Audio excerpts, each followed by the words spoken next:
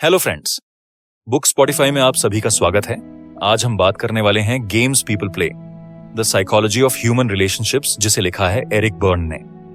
दोस्तों, जिंदगी में हम सब ने एक बात न जाने कितनी बार सुनी है, लोगों को समझो, खुद को समझो, तभी रिश्ते बेहतर बनते हैं। लेकिन क्या कभी रुक कर सोचा है, लोगों को समझना इतना आसान क्यों नहीं होता? कभी कोई मुस्कुराता है पर उसकी आंखें कुछ और कहती हैं। कभी कोई बहस करता है लेकिन अंदर से टूटा होता है। कभी कोई बहुत केयरिंग लगता है लेकिन धीरे धीरे वो आपकी आजादी को कंट्रोल करना शुरू कर देता है। और ऐसे में आप कंफ्यूज हो जाते हो, मन में सवाल उठते हैं, मैंने ऐसा क्या कह दिया? क्या मुझ में ही कोई कमी है, या फिर मैं ही बार बार गलत लोगों को चुनता हूं? कभी कभी तो ऐसा लगता है एक पल में सब ठीक है, दूसरे ही पल कुछ ऐसा बदल जाता है जिसे आप समझ ही नहीं पाते। और फिर आप खुद से पूछते हो, क्या ये सिर्फ मेरे साथ होता है, या फिर क्या हर रिश्ता कुछ ना कुछ छुपाए हुए होता है? अगर आपने कभी किसी रिश्ते में वो अजीब सी थकावट महसूस की है जहां बात तो चल रही होती है लेकिन दिल थमा हुआ होता है, जहां सामने वाला बोल तो रहा होता है लेकिन असल बात छुपा रहा होता है, तो यकीन मानिए आप अकेले नहीं हो। असल में बहुत बार जो हम सच्ची बातचीत समझते हैं वो बातचीत नहीं, एक खेल होती है। Emotional game, mind game, control का गेम, और सबसे आम गेम होता है दूसरों को अपनी गलतियों का जिम्मेदार ठहराने का।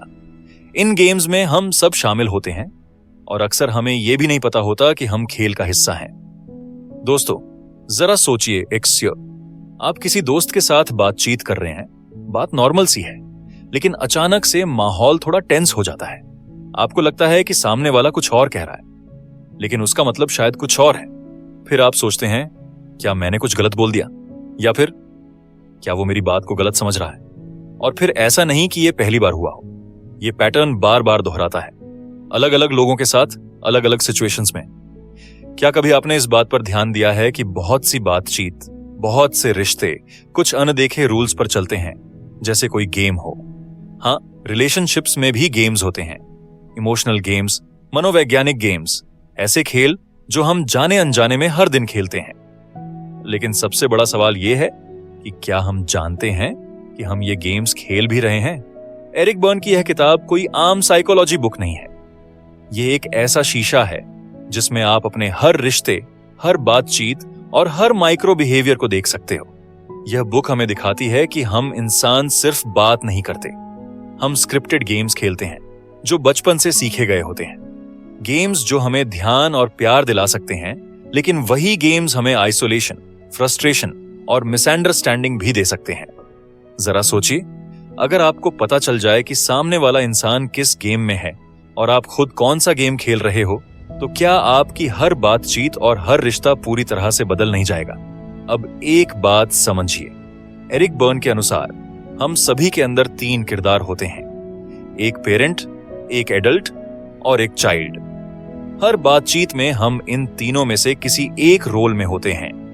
कभी हम अथॉरिटी की तरह बात करते हैं, जैसे कोई पेरेंट, कभी बिल्कुल लॉजिकल होकर, जैसे कोई परिपक्व एडल्ट, और कभी कभी हम इमोशन से भरे होते हैं, जैसे एक चाइल्ड। अब यह रोल कौन सा होगा, यह तय करता है कि हम किस तरह का गेम खेलेंगे, और यही खेल हमारे रिश्तों का ट्रैक बदल देता है। इस किताब का सबसे दिलचस्प पहलू यह है कि यह हमें ऐसे गेम्स की पहचान कराती है जो हमें हर दिन देखने को मिलते हैं, लेकिन जिनका नाम हमने कभी नहीं सुना होता। जैसे एक गेम है why don't you, yes but. इसमें कोई व्यक्ति किसी परेशानी के बारे में बताता है, और जब आप सॉल्यूशन देने की कोशिश करते हो तो वह हर सुझाव को यस बट कहकर रिजेक्ट करता है, जैसे कि वह सॉल्यूशन चाहता ही नहीं, सिर्फ अटेंशन चाहता है या कंफर्मेशन कि उसकी प्रॉब्लम सॉल्व नहीं हो सकती। अब सोचिए, क्या आपने कभी ऐसा इंसान देखा है, या क्या आप खुद कभी ऐसे गेम का हिस्सा बने हैं? अब एक दूसरी कहानी सोचिए। एक कपल है, दोनों के बीच अक्सर एक ही पैटर्न की लड़ाई होती है। एक पार्टनर हमेशा शिकायत करता है, दूसरा डिफेंसिव हो जाता है, फिर साइलेंस आता है, फिर कुछ दिनों बाद सब ठीक, और फिर वही चक्र दोबारा। एरिक बर्न इसे if it weren't for you game कहते हैं। इसमें एक इंसान अपने पार्टनर को अपनी ग्रोथ का विलन बना देता है। अगर तुम ना होते तो मैं ये कर पाता, अगर तुम्हारा नेचर ऐसा ना होता तो मैं खुश होता, अब सवाल ये है कि क्या वाकई वो पार्टनर रुकावट है या यह सिर्फ एक गेम है, एक बहाना है खुद कुछ ना करने का। यह किताब हमें बताती है कि बहुत सी बातचीत जो हमें रैंडम लगती है वह असल में एक स्क्रिप्टेड इंटरेक्शन होती है। जैसे थिएटर में एक सीन होता है, हर कैरेक्टर को अपना डायलॉग पता होता है और वो उसी हिसाब से रिएक्ट करता है। इसी तरह से हम भी अनजाने में सीखे हुए बिहेवियर पैटर्न्स के अनुशवकरंस को दोहराते हैं और उन्हें हम पहचान ही नहीं पाते क्योंकि हमने उन्हें नॉर्मल मान लिया है। लेकिन सच ये है कि बहुत से नॉर्मल बिहेवियर्स असल में अनहेल्दी गेम्स होते हैं। अब इमेजिन कीजिए अगर आपको ये गेम्स पहले से ही दिखने लगे, जैसे कोई एक्स-रे विजन हो आपके पास।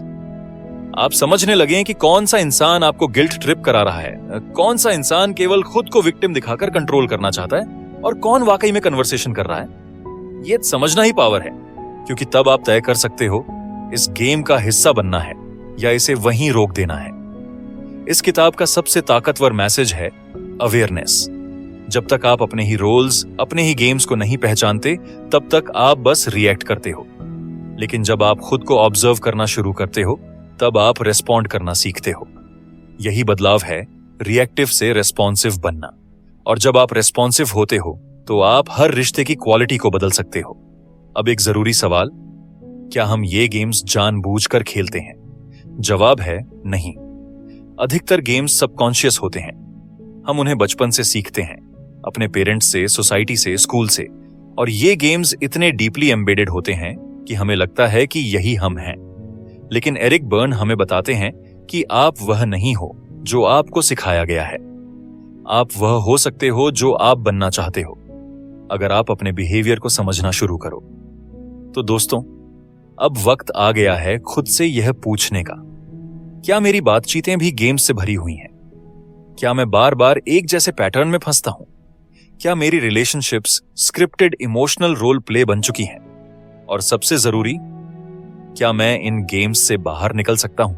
अब जरा सोचिए, अगर हम जान ही जाएं कि कौन से लोग हमें किन खेलों में उलझाते हैं, तो क्या हम अपने आप को बचा सकते हैं?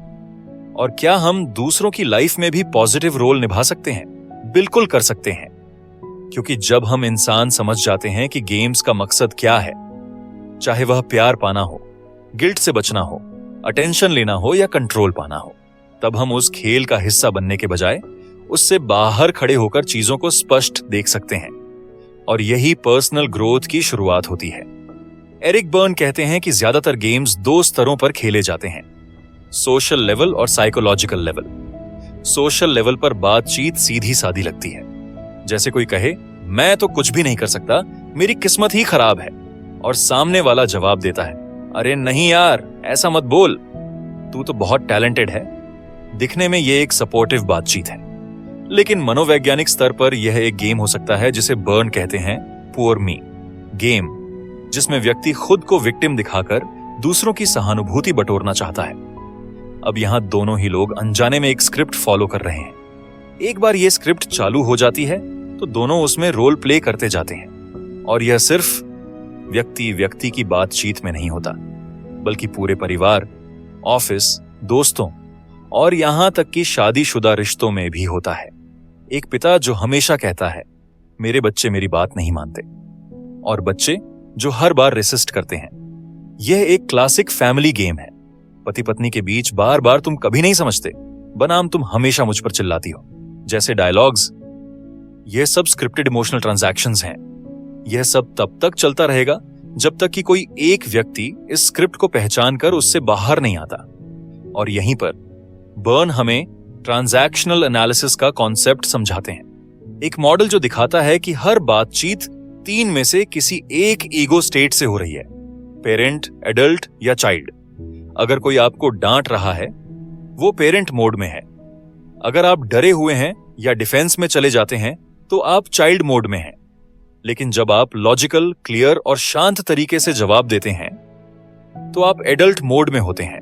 अब सोचिए, अगर आप हर इंटरैक्शन को इस नजरिए से देखना शुरू करें, तो क्या आप हर बातचीत को समझदार तरीके से हैंडल नहीं कर पाएंगे? यह किताब हमें न केवल गेम्स की पहचान कराती है, बल्कि यह भी सिखाती है कि कैसे हम अपनी कम्युनिकेशन को ट्रांसफॉर्म कर सकते हैं। बर्न कहते हैं, healthy relationships are built on adult to adult transactions, यानी जहां दोनों लोग मैच्योर तरीके से सोचें, एक दूसरे को ब्लेम या मैनिपुलेट करने के बजाय क्लैरिटी से बात करें। अब यहां पर सबसे बड़ा सवाल यह है, क्या यह आसान है? जवाब है नहीं। लेकिन क्या यह मुमकिन है? बिल्कुल। यह समझने के लिए हमें पहले खुद की गेम्स को एक्सपोज करना होगा, क्योंकि बदलाव की शुरुआत हमेशा खुद से होती है। अगर आप बार बार खुद को ऐसे सिचुएशंस में पाते हैं जहां लोग आपको गलत समझते हैं, या आप हर बातचीत के बाद थका हुआ महसूस करते हैं, या रिश्तों में अनबन लगातार बनी रहती है, तो बहुत संभव है कि आप खुद भी किसी गेम का हिस्सा हैं। और यही वह पॉइंट है जहां से चीजें बदलनी शुरू होती हैं। बर्ने ने बहुत से कॉमन गेम्स को नाम देकर एक्सप्लेन किया है, वक्सन जैसे now I got you, you son of a car, जिसमें कोई व्यक्ति दूसरे की छोटी सी गलती पकड़कर उसे क्रश कर देना चाहता है ताकि उसे पावर फील हो, या see what you made me do, जिसमें कोई इंसान अपनी गलती का दोष दूसरे पर डालता है। ये सब गेम्स चाहे नाम मजेदार लगें, लेकिन इनका असर गंभीर होता है। ये गेम्स रिश्तों को धीरे धीरे अंदर से खोखला कर देते हैं। अब यहां एक इंटरेस्टिंग बात यह है कि ये गेम्स इंसान को एक false sense and show of importance देते हैं। किसी को विक्टिम बनकर ध्यान चाहिए, किसी को कंट्रोल पाकर ताकत चाहिए, किसी को सहानुभूति चाहिए, और इन सब के लिए वह अनजाने में गेम्स खेलता है। लेकिन इन खेलों की कीमत क्या होती है? टूटी हुई दोस्तियां, दर्द भरे रिश्ते, गिल्ट, फियर और एक ऐसी परत जो इंसान को असली कनेक्शन से दूर ले जाती है। अब सोचिए, अगर हम यह सब पहचान पाएं और गेम्स से ऊपर उठकर जीना सीख जाएं, तो हमारी लाइफ कितनी अलग हो सकती है। हम बातचीत करते वक्त सिर्फ जवाब नहीं देंगे, बल्कि लोगों के पीछे की मनोवैज्ञानिक जरूरतों को भी समझ पाएंगे। और जब आप किसी इंसान की इमोशनल जरूरत को समझ लेते हैं, तो आप उससे सही तरीके से जुड़ सकते हैं। आप या तो उस गेम को वहीं रोक सकते हैं, या उसे हेल्दी डायरेक्शन में मोड़ सकते हैं। इस पूरी समझदारी का मकसद किसी को गलत साबित करना नहीं है, बल्कि खुद को और दूसरों को बेहतर तरीके से जानना है। एरिक बर्न की यह किताब हमें यह बताती है कि हम सिर्फ रिश्तों में नहीं रहते, हम रोल्स में रहते हैं। और जब हम इन रोल्स को पहचानते हैं, तो हमें यह भी समझ आता है कि हम उनमें फंसे क्यों हुए हैं, और सबसे बड़ी बात, हम उनसे आजाद कैसे हो सकते हैं। और जब आप इन रोल्स और गेम्स की जड़ में पहुंचने लगते हो, तो आपको यह भी दिखने लगता है कि कैसे आपकी खुद की परवरिश, आपकी बीती हुई घटनाएं और आपके इमोशनल रिस्पॉन्सेस मिलकर वो स्क्रिप्ट बना चुके हैं जो आप आज हर दिन एक्ट कर रहे हो। एरिक बर्न इसे लाइफ स्क्रिप्ट्स कहते हैं, यानी एक अनदेखी कहानी जो हम बचपन से अपने भीतर लिखना शुरू कर देते हैं और बड़े होकर उसी स्क्रिप्ट को दोहराते रहते हैं, बिना ये जाने कि हमारे पास उस कहानी को बदलने की ताकत है। अब एक सवाल उठता है, यह स्क्रिप्ट बनती कैसे है? जब बच्चा छोटा होता है, तो वह अपने पेरेंट्स, टीचर्स और आसपास के लोगों से सुनता है कि वह क्या है, क्या कर सकता है, क्या नहीं कर सकता, क्या अच्छा है, क्या बुरा है। और ये बातें धीरे धीरे उसके दिमाग में फिक्स हो जाती हैं। जैसे, तू तो बहुत लेजी है, तेरे बस का नहीं है, अगर रोएगा तो कोई प्यार नहीं करेगा। इन वाक्यों से एक इनर स्क्रिप्ट बनती है जो बाद में हमारे हर डिसीजन को कंट्रोल करती है, चाहे हमें इसका एहसास हो या ना हो। अब सोचिए, अगर कोई बच्चा बार बार यह सुनता है कि वह फेलियर है, तो वह बड़ा होकर भी खुद को उसी नजरिए से देखेगा, भले ही वह बाहर से कितना भी सक्सेसफुल क्यों ना हो। और फिर वह अपनी स्क्रिप्ट के हिसाब से वही गेम्स खेलेगा जिसमें वह खुद को बार बार नीचा दिखाएगा, विक्टिम बनाएगा या सेल्फ सैबोटेज करेगा। और जब तक वह उस स्क्रिप्ट को रीराइट नहीं करता, तब तक उसके गेम्स, उसकी रिलेशनशिप्स और उसकी लाइफ में कोई रियल चेंज नहीं आएगा। यह समझना बेहद जरूरी है कि गेम्स का मकसद कई बार हमें इमोशनली सेफ फील कराना होता है। एक बच्चा जिसने यह सीखा कि अगर मैं बीमार पड़ जाऊं तो मुझे प्यार मिलेगा, वह बड़ा होकर भी उसी पैटर्न को दोहराता है, अनजाने में बीमारियों को अटेंशन का जरिया बना लेता है। यह एक गेम ऑफ इलनेस है जो अंदर से बहुत कॉम्प्लेक्स लेकिन बाहर से आम लगता है। और जब हम यह पैटर्न पहचानते हैं, तो हमें समझ आता है कि हमारी कुछ परेशानियां असली नहीं बल्कि सीखी हुई हैं। बर्न इस बात पर बहुत जोर देते हैं कि बदलाव लाने के लिए अवेयरनेस काफी नहीं है, उसके बाद आता है डिसीजन। यानी आपको खुद को नए रोल्स में देखना शुरू करना होगा। मैं सिर्फ एक डिफेंसिव चाइल्डहुड नहीं हूं, मैं एक लॉजिकल एडल्ट भी हो सकता हूं। मैं सिर्फ वो इंसान नहीं हूं जो हमेशा खुद को विक्टिम मानता है। मैं वो भी हो सकता हूं जो अपनी जिंदगी की जिम्मेदारी लेता है। ये शिफ्टिंग ही है असली ट्रांसफॉर्मेशन। अब जरा सोचिए कि अगर हम हर बातचीत से पहले सिर्फ यह चेक कर लें कि मैं अभी कौन सी ईगो स्टेट में हूं। क्या मैं अभी पेरेंट बनकर जज कर रहा हूं, या मैं एक चाइल्ड बनकर सिर्फ रिएक्ट कर रहा हूं, या फिर मैं एक एडल्ट की तरह क्लियर और लॉजिकल हूं। अगर आप इस एक सवाल को हर दिन खुद से पूछना शुरू कर दें तो आपकी जिंदगी में क्लैरिटी और काल्मनेस आना तय है।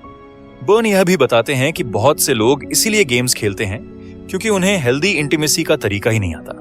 उन्हें ये नहीं पता कि बिना मैनिपुलेशन, बिना गिल्ट, बिना ब्लेम के भी रिश्ते बनाए जा सकते हैं। इसीलिए वे अटेंशन पाने के लिए वो तरीके अपनाते हैं जो उन्हें शायद बचपन में सिखाए गए थे, और जब तक कोई उन्हें ये नया तरीका नहीं दिखाता तब तक वो उन्हीं पुराने बिहेवियरल सर्किट्स में घूमते रहते हैं। अब आप खुद सोचिए, क्या आपने कभी ऐसा महसूस किया है कि कोई आपको बातों में गिल्ट फील करा रहा है, या बार बार अपनी परेशानी बताकर आपसे सिंपैथी खींच रहा है, या फिर हर बार खुद को दोषी दिखाकर आपके ऊपर दबाव बना रहा है?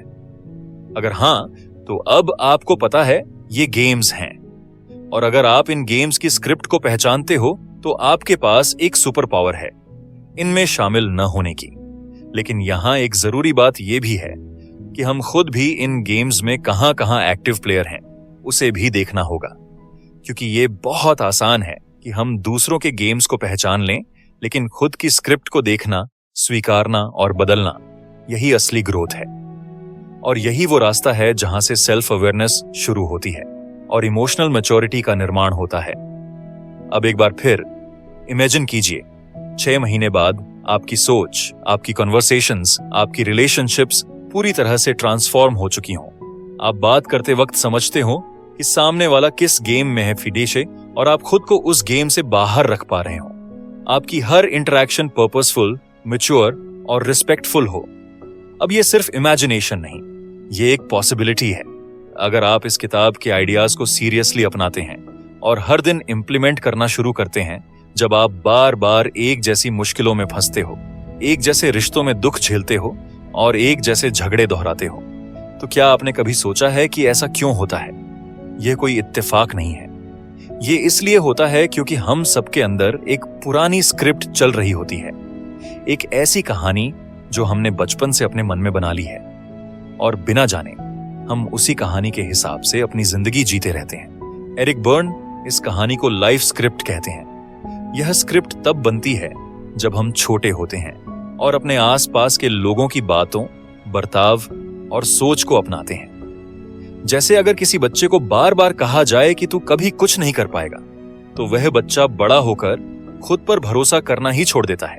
चाहे वह बाहर से मजबूत दिखे, लेकिन अंदर से वह बार बार खुद को रोकता रहेगा। अब आप सोचिए, क्या आपकी भी जिंदगी में कोई ऐसी पुरानी सोच है जो आपको बार बार पीछे खींचती है? कोई ऐसा पैटर्न जो बार बार दोहराता है? अगर हां, तो अब समय आ गया है उस स्क्रिप्ट को पहचानने का और उसे बदलने का। बर्न कहते हैं कि हम सबके अंदर 3 तरह की सोच होती है: पेरेंट, एडल्ट और चाइल्ड। कभी हम बड़े बनने की कोशिश करते हैं और दूसरों को जज करते हैं, ये होता है पेरेंट मोड। कभी हम डरते हैं या गुस्से में चिल्लाते हैं, ये होता है चाइल्ड मोड। और कभी हम शांत होकर सोचते हैं, सच्चाई को समझते हैं, ये होता है एडल्ट मोड। अगर आप अपनी बातचीत में समझ सको कि आप किस मोड में हो, तो आप अपने रिश्तों को बदल सकते हो। जैसे अगर कोई आपको गुस्से से जवाब दे रहा है तो शायद वो पेरेंट मोड में है। अगर आप भी गुस्सा कर दोगे तो झगड़ा होगा, लेकिन अगर आप एडल्ट मोड में रहो, शांति से जवाब दो, तो सिचुएशन बेहतर हो सकती है। यह समझने की ताकत ही आपको बाकी सबसे अलग बनाती है, क्योंकि तब आप सिर्फ रिएक्ट नहीं करते, आप सोच समझकर रिस्पॉन्ड करते हो। अब सवाल यह है, हम बार बार ये गेम्स क्यों खेलते हैं? इसका जवाब है, हमें यही तरीका सिखाया गया है प्यार पाने का, ध्यान खींचने का, या खुद को सही साबित करने का। जैसे कुछ लोग हमेशा दुखी रहने का दिखावा करते हैं ताकि लोग उनकी परवाह करें। कुछ लोग हर गलती के लिए दूसरों को दोष देते हैं ताकि उन्हें जिम्मेदारी ना लेनी पड़े। और कुछ लोग बार बार खुद को बुरा दिखाते हैं ताकि उन्हें सहानुभूति मिले। लेकिन सवाल यह है, क्या ये तरीका वाकई काम करता है? शायद कुछ देर के लिए, हाँ, लेकिन लंबे समय में नहीं। ये गेम्स धीरे धीरे हमारे रिश्तों को कमजोर कर देते हैं और हमें थका देते हैं। इसीलिए बर्न कहते हैं स्टे। अगर आपको सच में अपने रिश्तों को बेहतर बनाना है तो आपको गेम्स से बाहर निकलना होगा, और ये बाहर निकलना किसी और से नहीं, खुद से शुरू होता है। अब जरा सोचिए, अगर आप हर बातचीत से पहले बस एक बार रुककर यह सोचें कि क्या मैं अभी शांत हूं, क्या मैं सच में इस सिचुएशन को समझ रहा हूं, तो क्या आपकी बातें और रिश्ते बेहतर नहीं होंगे? यकीन मानिए, होंगे। और यही आपकी ग्रोथ की असली शुरुआत है। अब एक और जरूरी बात, गेम्स सिर्फ अकेले इंसान नहीं खेलते, समाज भी खेलता है।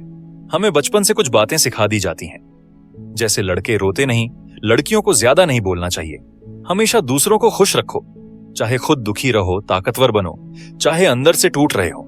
ये सब भी गेम्स हैं। और ये गेम्स हमें सिखाते हैं कि कैसे खुद को छिपाना है, कैसे दिखावा करना है, कैसे अपने असली एहसासों को दबाना है। लेकिन अब जब आप इन गेम्स को पहचानने लगे हो तो आपके पास एक ताकत है, खुद को बदलने की ताकत। आप तय कर सकते हो कि अब से आप किसी गेम का हिस्सा नहीं बनोगे। आप सच में समझदारी से जियोगे, सच्चाई से रिश्ते बनाओगे और अपनी कहानी खुद लिखोगे। इस किताब का सबसे जरूरी संदेश यही है, आप जैसे आज हैं वैसे हमेशा नहीं रहना जरूरी नहीं है। आप खुद को बदल सकते हो। और जब आप यह बदलाव शुरू करते हो तो आपकी सोच साफ होती है, आपकी बातचीत बेहतर होती है और आपकी जिंदगी एक नई दिशा में चल पड़ती है।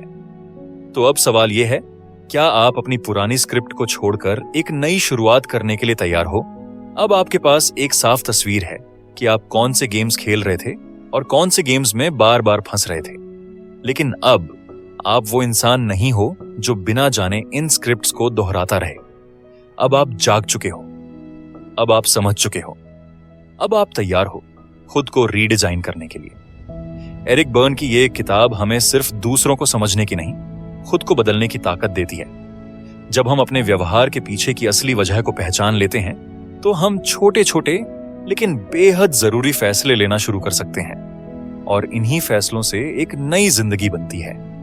अब एक बात और याद रखो, ये बदलाव एक दिन में नहीं आएगा, लेकिन अगर आप हर दिन बस एक बार ये सोच लो कि क्या मैं अभी सच में कनेक्ट कर रहा हूं या फिर सिर्फ कोई गेम खेल रहा हूं, तो आप धीरे धीरे हर बातचीत को, हर रिश्ते को और अपनी पूरी सोच को बदल सकते हो। हर दिन बस एक छोटा कदम, हर दिन बस थोड़ी सी सेल्फ अवेयरनेस, हर दिन बस एक सच बोलना खुद से और दूसरों से। यही छोटे छोटे सच मिलकर एक बड़ी आजादी बनाते हैं। और अब मैं आपसे एक सीधा सवाल पूछना चाहता हूं, क्या आप आज के बाद अपने पुराने गेम्स को अलविदा कहने के लिए तैयार हो? क्या आप अपने अंदर छिपे उस वर्जन को बाहर लाने के लिए तैयार हो जो अब तक चुप था? अगर आपका जवाब हां है तो नीचे कमेंट में बस एक लाइन लिखिए, I choose to live my truth. या फिर आप कोई भी मोटिवेशनल लाइन शेयर कर सकते हो जो आपको इस वीडियो से मिली हो। आपका एक छोटा सा कमेंट न सिर्फ आपकी जर्नी को मजबूत बनाएगा बल्कि किसी और को भी बदलने की ताकत देगा, क्योंकि जब हम अपने ट्रुथ को बोलते हैं तो हम दूसरों को भी हिम्मत देते हैं। और अगर आपको यह वीडियो पसंद आया हो तो इसे शेयर कीजिए, अपने दोस्तों तक पहुंचाइए, क्योंकि हर इंसान डिजर्व करता है अपनी लाइफ को बिना गेम्स के पूरी सच्चाई के साथ जीना। और हां, अगर आप ऐसी ही और लाइफ चेंजिंग किताबों की जर्नी हमारे साथ करना चाहते हैं तो चैनल बुक स्पॉटिफाई को सब्सक्राइब जरूर करें, क्योंकि यहां हम लाते हैं ऐसी किताबें जो आपकी सोच को, आपकी आदतों को और आपकी पूरी जिंदगी को एक नया आकार देती हैं। आपका कीमती समय देने के लिए दिल से धन्यवाद। याद रखो, बदलाव कहीं बाहर से नहीं आता, बदलाव वहीं से शुरू होता है जहां आप ये फैसला लेते हैं कि अब और नहीं, अब मैं खुद को बदलूंगा और अपनी कहानी खुद लिखूंगा।